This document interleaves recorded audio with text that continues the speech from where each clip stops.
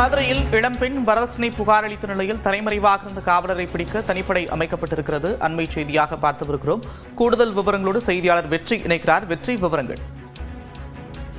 நந்தா, மதுரை காதக்கிணறு பகுதியில் வசிக்கக்கூடிய இந்த தங்கப்பிரியா என்ற இளம்பெண், அவருக்கு 2017 அப்பன் திருப்பதி காவல் நிலையத்தில் காவலராக பணியாற்றக்கூடிய இந்த பூபாலன் என்பவரோடு திருமணமாகி 2 ஆண் குழந்தைகள் இருக்கு அவங்களுக்கு.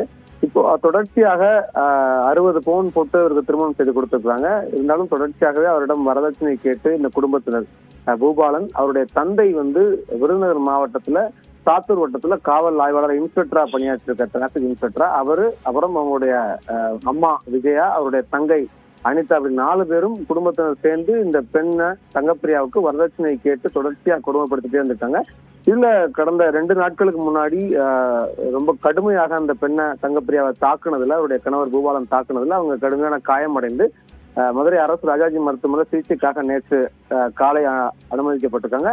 அவங்க கொடுத்த புகாரின் அடிப்படையில் அப்பன் திருப்பதி காவல் நிலையத்துல இவங்க 4 பேர் மேலையும் காவலர் கணவர் பூபாலன், மாமனார் செந்தில்குமரன், மாமியார் விஜயா, நாத்தனார் அனிதா ஆகிய 4 பேர் மீது 5 பிரிவுகளுக்கு போலீசார் வழக்கு பதிவு செஞ்சிருக்காங்க.